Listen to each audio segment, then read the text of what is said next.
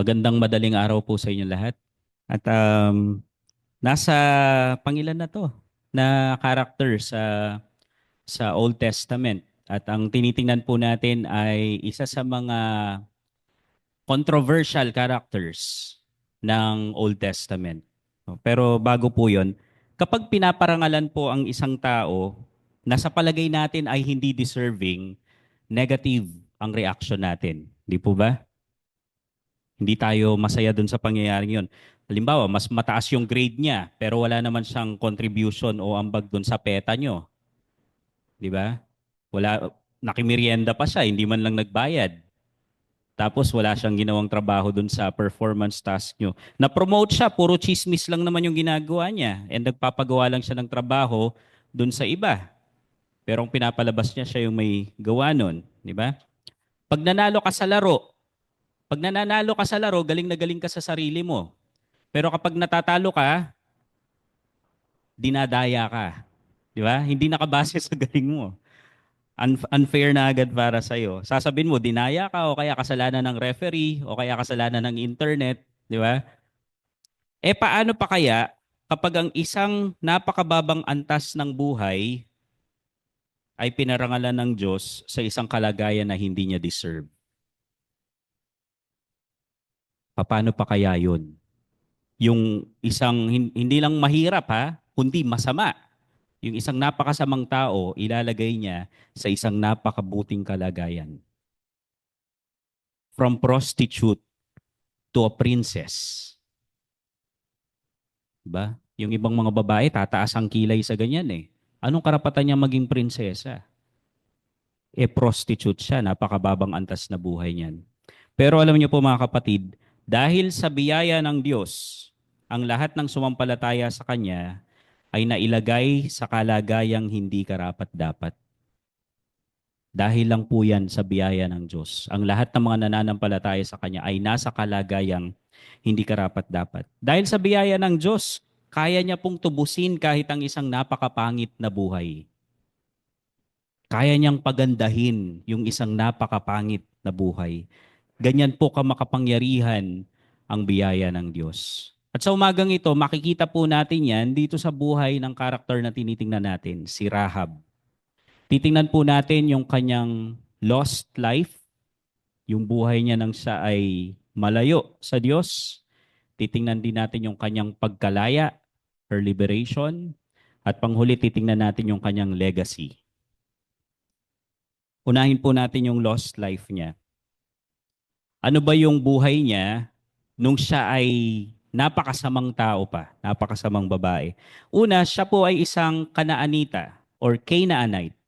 Yung iba po sa inyo aware na dito sa Canaanite kung gaano sila kasama. Kasi sa sobrang sama po nila, pinalipol sila ng Diyos. Pinalipol po sila ng Diyos. Actually, binigyan po sila ng Diyos ng 400 years para pagsisihan ang kasamaang ginagawa nila. Makikita po natin yan sa panahon pa lang ni Abraham. Doon po binanggit kay Abraham yung prophecy tungkol sa mangyayari dito sa mga Canaanite na ito. Sa Genesis 15 verse 13 to 16, ganito po ang sinasabi. Pagkatapos, sinabi sa kanya ng Panginoon, kausap po ng Diyos si Abraham, ang mga lahi mo ay magiging dayuhan sa ibang bansa. Magiging alipin sila roon at aapihin sa loob ng 400 taon. Pero ikaw, Abram, pahahabain ko ang buhay mo. Mamamatay ka sa katandaan at may kapayapaan. Paparusahan ko ang bansang aalipin sa lahi mo. At nangyari naman po ito sa bansang Ehipto.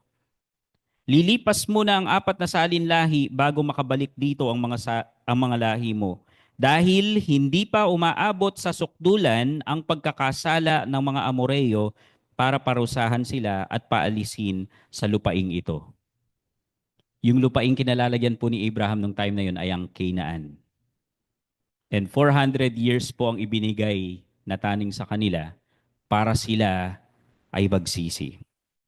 Ngayon, gaano po ba kasama itong mga Canaanite na ito para ma-imagine nyo po kung gaano kasamang tao si Rahab. Sa Leviticus chapter 18, Leviticus 18 verse 24 to 27, ito po ang sabi ng Diyos.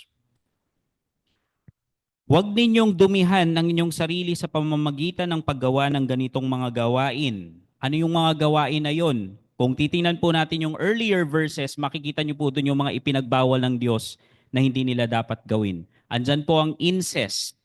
Ang incest ay ang pagkakaroon, ang pakikipagtalik sa iyong kamag-anak. Whether yan ay kapatid mo, tita mo, pinsan, magulang, incest po ang tawag dyan. Pinagbawal din po, ano pa, huwag kang sumiping sa asawa ng iba, adultery. Ano pa po yung pinagbawal doon? Huwag mong ibibigay ang iyong anak para ihandog sa Diyos na si Molek. Nagsasacrifice sila ng mga bata. Nabanggit na before ito ni Kuya JL sa isa sa mga preaching niya, di ba, yung paiinitin nila yung isang rebulto. May merong paglalagyan ng bata yung rebulto na yon at paiinitin nila yan.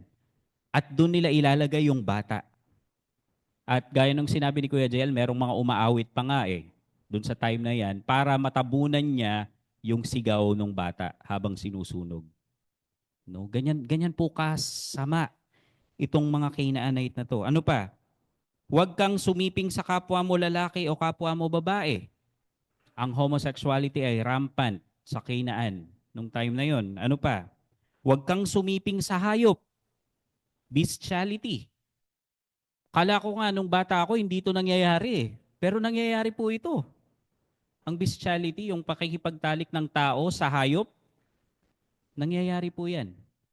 Kabayo sa babae, aso sa babae, o lalaki sa pusa, o iba pang hayop. Ganyan po ka rumal-dumal ang nangyayari sa Kainaan.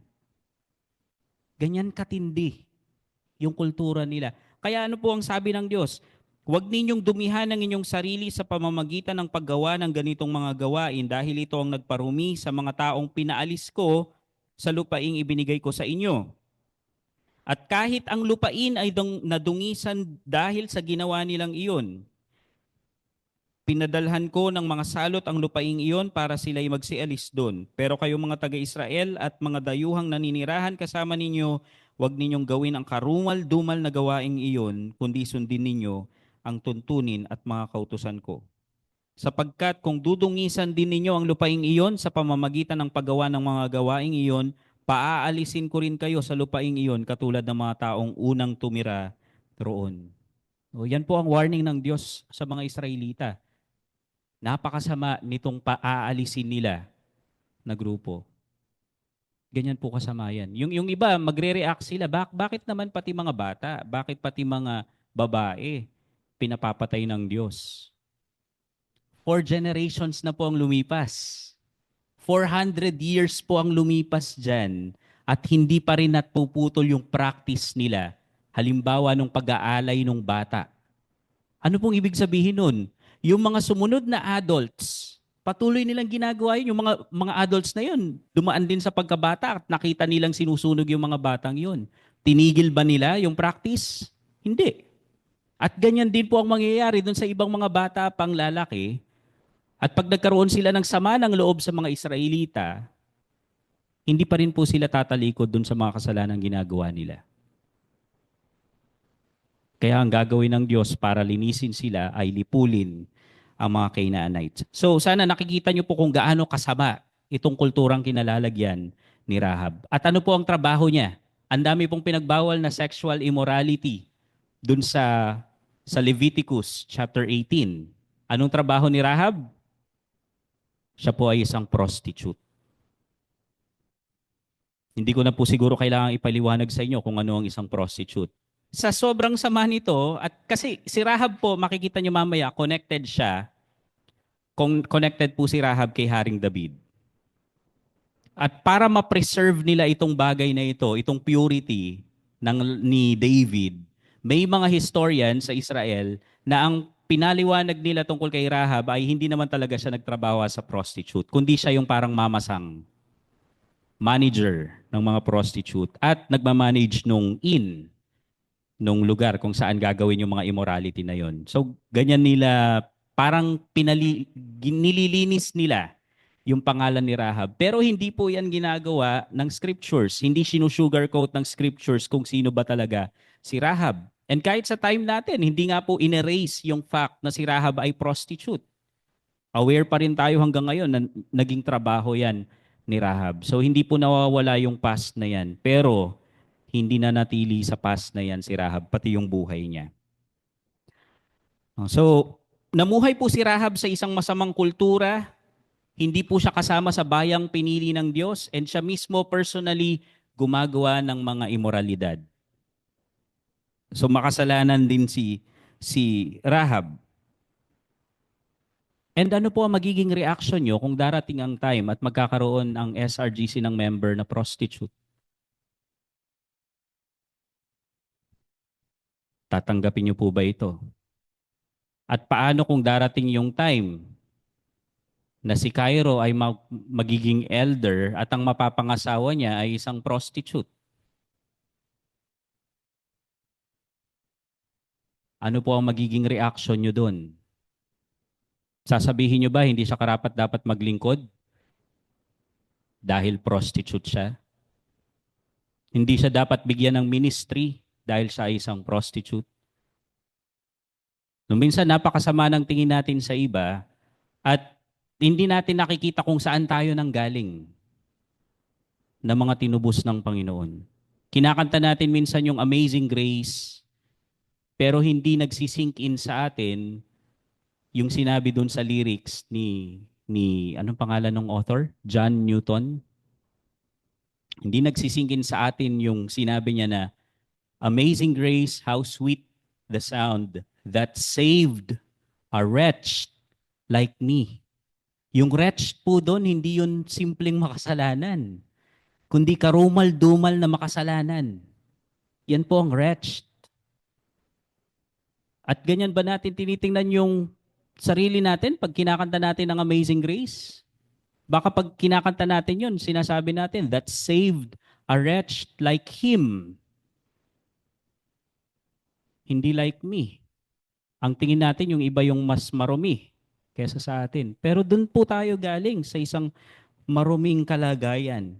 Ngayon, bakit po siya niligtas? Bakit naligtas si Rahab? Wala na po bang ibang mas desenteng tao sa Jericho kesa sa kanya? Yung mga opisyal nila doon, hindi ba sila mas mabuting tao kesa kay Rahab? Bakit isa pang prostitute na kagaya niya ang ililigtas ng Diyos mula sa pagkagunaw ng Jericho? Pupunta po tayo dun sa next part, yung kanyang liberation. Si Rahab po ay nakapakinig base dun sa binasa ni Kuya Darrell. Rahab heard about God. Kung babalikan niyo po yung verses 10 to 11, dito po sa salin ko, makikita ko po, minarkahan ko actually, at ilang beses niya pong binanggit yung nabalitaan. We heard, kung English translation po yung gamit nyo. Sa verse 10, sabi niya, nabalitaan namin kung paano pinatuyo ng Panginoon ang dagat na pula. Tapos sabi niya, nabalitaan din namin kung paano nyo tinalo yung dalawang hari ng mga Amoreyo. Natakot kami nang mabalitaan namin ito. 3 beses niya pong binanggit dito na nabalitaan nila itong mga bagay na ito. Rahab heard about God. At ano po ang sabi ng Romans 10 verse 17? Saan nagmumula ang pananampalataya? Sa Romans 10:17, faith comes from hearing. Hearing the word of God. Sabi po sa Romans 10:17, sasampalataya lang ang tao kung maririnig niya ang mensahe tungkol kay Kristo at maririnig lang niya ito kung may mangangaral sa kanya. Faith comes from hearing. At narinig ni Rahab ang tungkol sa Diyos na ito. Sa makapangyarihang Diyos. Sa Diyos na kayang iligtas ang kanyang bayan. Question mga kapatid, kayo narinig niyo po ang tungkol sa Diyos, kaya nga sumampalataya kayo eh. Yung mga tao po ba sa paligid nyo, naririnig po ba nila? May naririnig ba sila tungkol sa Diyos nyo? Ano ang naririnig ng mga nasa paligid nyo tungkol sa Diyos na pinaglilingkuran nyo? Kasi baka nakabase yan sa nakikita nila sa buhay nyo eh. Baka puro nakikita nila sa buhay nyo, reklamo kayo dito, reklamo kayo doon. E di, ano yung Diyos nyo? Diba? Wala kayong Wala kayong maipakitang blessing sa buhay nyo. Wala kayong mapakitang power ng Diyos sa buhay nyo. Hindi gaya ng narinig ni Rahab. Si Rahab, narinig niya yung kapangyarihan ng Diyos na ginawa niya dun sa mga Israelita, sa bayang pinili niya. Ano ang naririnig ng mga nakapaligid sa inyo tungkol sa Diyos na pinaglilingkuran nyo? Ano ang naririnig ng mga kaibigan nyo tungkol sa Diyos na pinaglilingkuran nyo? Meron ba silang naririnig?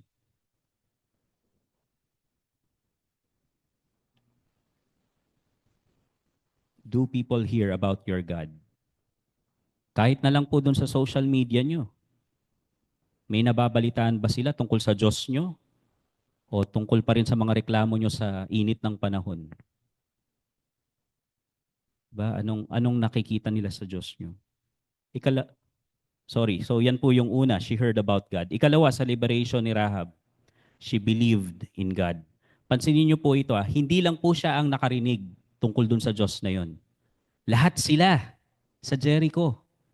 Kaya nga sabi niya, lahat kami naduwag. All of us melted in fear. Lahat sila natakot. Kasi lahat sila narinig yung balitang yun eh. Pero si Rahab lang po ang sumampalataya sa Diyos. Siya lang ang naniwala sa kanila. Sabi po dun sa Joshua 2 verse 11b to 12, sapagkat ang Panginoon na inyong Diyos ay siyang Diyos sa langit at sa lupa. Ito ang statement of belief ni Rahab. Naniniwala siya na ang Diyos ng mga Israelita ay Diyos ng langit at ng lupa. Ito ang tunay na Diyos.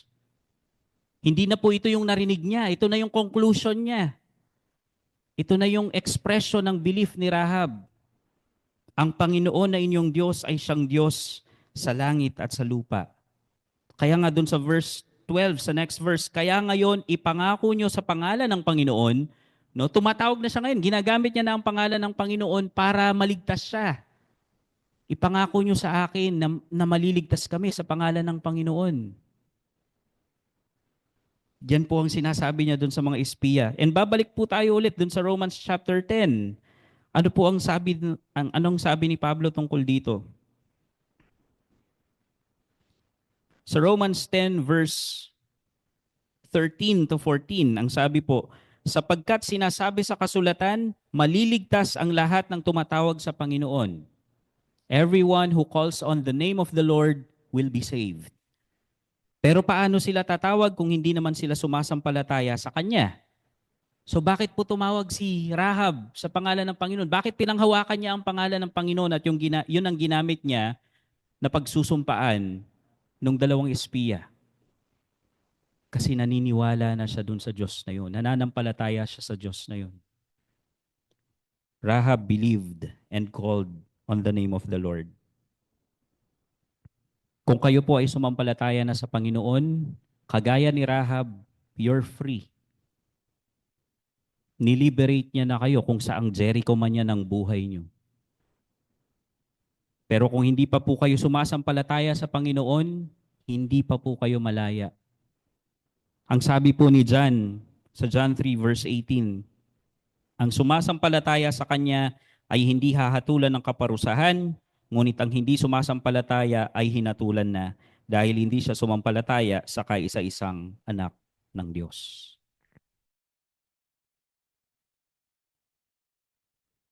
Sana po tayo lahat dito, kahit yung mga nasa online, ay sumampalataya na sa Panginoon. Dahil kung hindi, kagaya ni Rahab, tingnan niyo po yung kay Rahab, sumampalataya siya sa Diyos, hindi siya kasama doon sa mga nilipol na taga Jericho. Kung tayo ay hindi pa sumasampalataya sa Diyos, kasama pa rin tayo doon sa lilipulin at hahatulan ng kaparusahan ng Diyos. Pero kung sumampalataya na tayo sa Kanya, kagaya ni Rahab, ililigtas tayo kahit lilipulin yung lugar na yon. Pangatlo, tingnan po natin ang legacy niya. Nakita na natin yung lost life niya, nakita natin kung paano siya pinalaya ng Diyos dun sa masamang kultura na yon at sa masamang pamumuhay na yon. Ano naman ang legacy niya ngayon? Ang unang magandang legacy niya, siya po ay nasa lineage ng Panginoong Jesus. Mababasa niyo po yung pangalan niya sa Matthew chapter 1 verse 5. Sa Matthew 1 verse 5, ganito po ang sinasabi. Si Salmon ang ama ni Boaz at si Rahab ang kanyang ina. Sino po si Boaz? Si Boaz ang napangasawa ni Ruth. At si Boaz at Ruth po ay lolo at lola ni Haring David. So lola rin po ni David si Rahab. No, napakaganda po nitong pinapakita sa atin itong genealogy ng Panginoong Hesus sa Matthew 1. Bakit? Marami po ang nag-iisip na para ang Panginoong Hesus ay maging successful sa pagkakatawang tao niya, kailangan dumaan siya sa isang puro, walang kasalanan na tao. Kagaya ni Maria. Kaya nga anong sinasabi ngayon ng ibang nagtuturo na si Mary ay ipinanganak na walang kasalanan. Hindi siya nagkasala. Para saan? Bakit kailangan ng ganong katuruan? Kung titingnan nga po natin yung genealogy ng Panginoong Hesus, makikita natin dito ang iba't ibang klase ng tao na bumagsak sa pagkakasala. Si Abraham, bumagsak sa pagkakasala. Hindi naman siya consistently nagpakita ng faith in God. Naaral na po natin yung kanyang buhay, nakita natin yung mga failures niya pagdating sa faith. Sino pa yung mga nandito? Si Judah. Diba? Nakita po natin yung failure din ni Judah na diniscuss sa atin ni Kuya JL. Si Jacob, mandaraya. Si David, ano po ang sinasabi nila tungkol kay David? Adulterer. Adulterer. Tapos nandito rin sa lipi ng Panginoong Hesus yung pangalan ni Rahab. Sino si Rahab ulit? Prostitute. At inulit po yan ng ilan pang ng ibang New Testament writers. Yung sumulat sa Hebrews, inulit na siya ay isang prostitute. Parang pinapaalala lagi sa atin na si Rahab ay nanggaling sa ganong nakaraan. Pero dahil sa biyaya ng Diyos, nandito siya ngayon sa napakagandang kalagayan. Hindi po kailangan ng Panginoong Hesus ng mga perpektong tao para sa linya niya, para iligtas tayo. Hindi niya po kailangan gawin yun. Mas gusto niya nga po yung bagay na yon. Bakit? Kasi nga, kaya siya nagkatawang tao para i-identify ang sarili niya sa atin ng mga makasalanan. Pakikiisa niya yon sa humanity na siya ay kabilang sa atin. Pero kahit kasama natin siyang mga tao, siya lang ang kaisa-isang sinabi ng Biblia na hindi nagkasala. Siya lang. The rest, nagkasala. So yan po yung una. Pero alam niyo po, maraming pangalan kayo makikita dun sa genealogy ng Panginoong Hesus na hindi na naulit ang pangalan sa New Testament. Pero si Rahab naulit po ang pangalan niya. Hindi lang siya basta pangalan dun sa lipi ng Panginoong Hesus. Saan pa naulit ang pangalan niya? Binanggit din po siya na isa dun sa mga heroes of faith. Isang prostitute. Kasama sa heroes of faith. Mababasa niyo po yan sa Hebrews 11 verse 31. Sa Hebrews 11 verse 31, ganito po ang sinasabi. Dahil sa pananampalataya, tinulungan ni Rahab na babaeng bayaran. Again, nandun na naman po yung prostitute ha.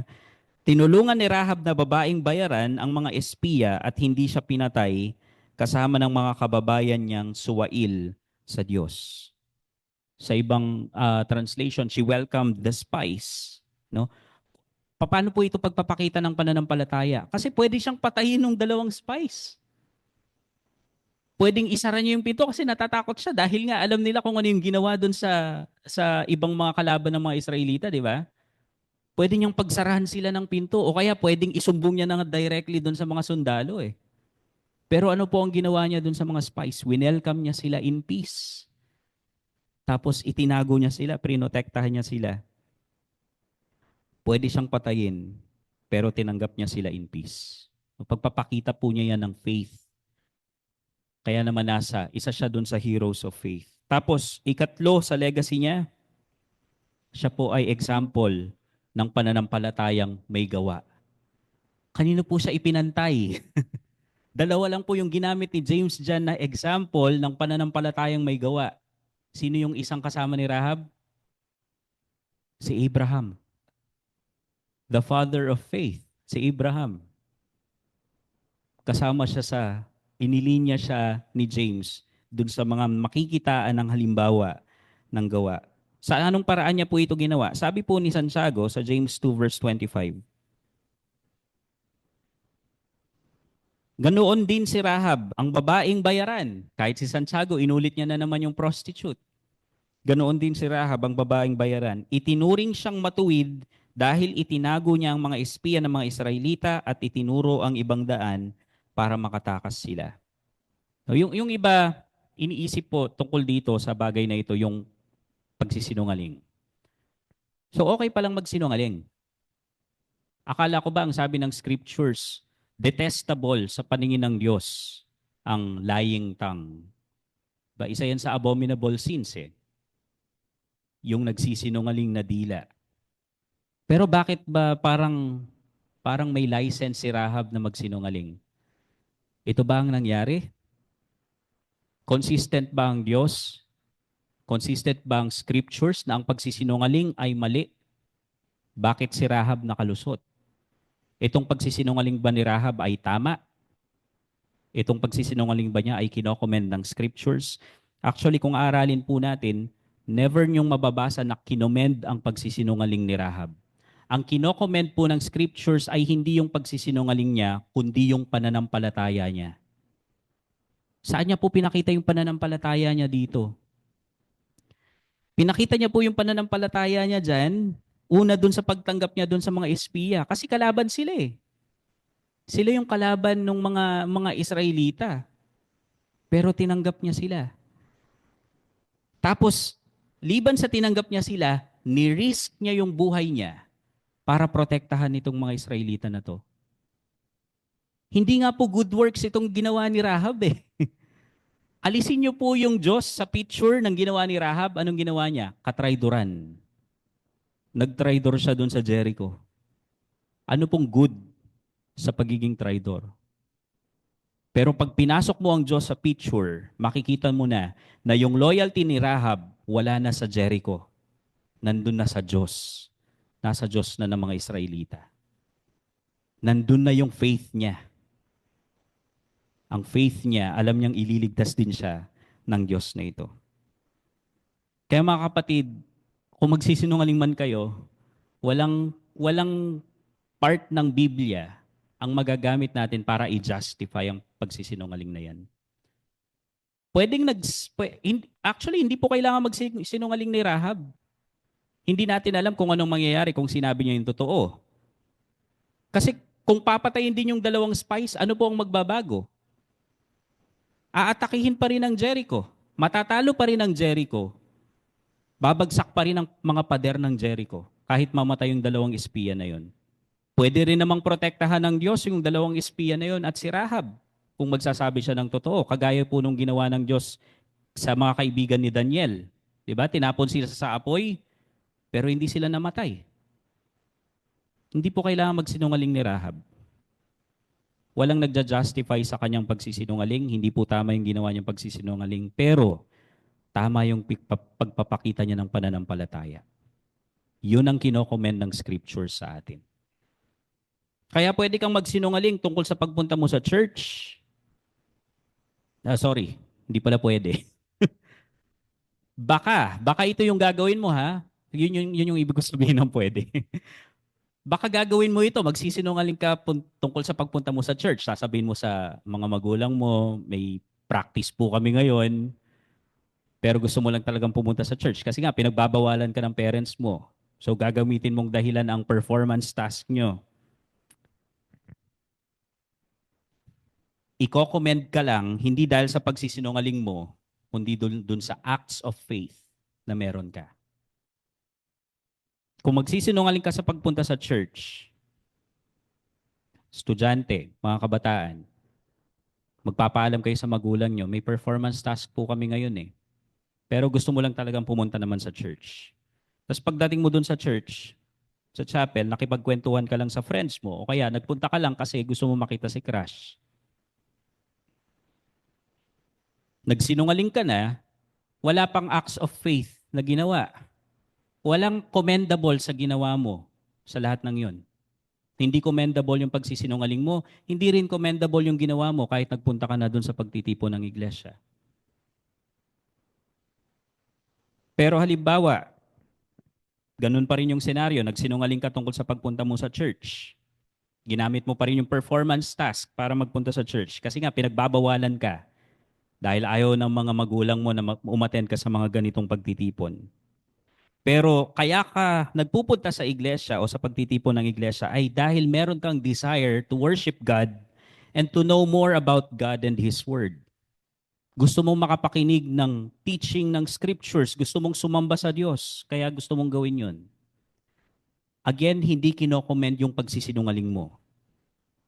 Pero yung desire mo na sambahin ng Diyos at matuto sa kanyang mga salita, yan ang i-comment. Kung paanong hindi kinokomment ng scriptures ang pagsisinungaling ni Rahab, pero kinokomment ng scriptures ang pananampalataya niya. So mga kapatid, meron po bang evidence yung faith natin? At yung faith na yan, may kinokomment ba ang Diyos dun sa nakikita na faith natin na pinoproclaim natin? Meron bang mga ebidensya ng pananampalataya natin at commendable ba yung mga ebidensya na yan? Dito sa buhay ni Rahab, nakita po natin mula sa buhay ng isang prostitute, naging bahagi siya ng royal bloodline. Mula sa bayan na itinakdang gunawin, naging bahagi siya ng bayang pinili ng Diyos. Actually, meron nga pong tradition ang mga Hudyo, kasi yung asawa niya nga si Salmon. May tradition po ang mga Hudyo na yung Salmon na yun ay isa dun sa mga dalawang espiya. Ang ganda ng love story, di ba? Yes, ano to, wala to sa scriptures. Isa to sa mga, nasa ano lang to, Jewish tradition lang dito. Possible, pero hindi na natin mako-confirm yun. Pero tingnan niyo po yung grace ng Diyos, no? Mula sa pagiging prostitute, nalagay siya sa royal bloodline. Mula sa bayan, nagugunawi na ng Diyos, naging bahagi pa siya ng bayang pinili ng Diyos. And hindi lang pa siya basta-basta naging bahagi ng bayang pinili ng Diyos, naging bahagi pa siya ng linya ng Mesyas, ng tagapagligtas. And mula sa dilim, inilipat siya sa liwanag, mula sa kahihiyan, binigyan siya ng karangalan. Dahil po yan sa biyaya ng Diyos. Kasi ang lahat ng mga mananampalataya ay nasa kalagayan na hindi karapat-dapat, kagaya ni Rahab. So mga kapatid, sana hindi natin ipagwalang bahala o maliitin itong privilege na nakuha natin dahil sa biyaya ng Diyos. No?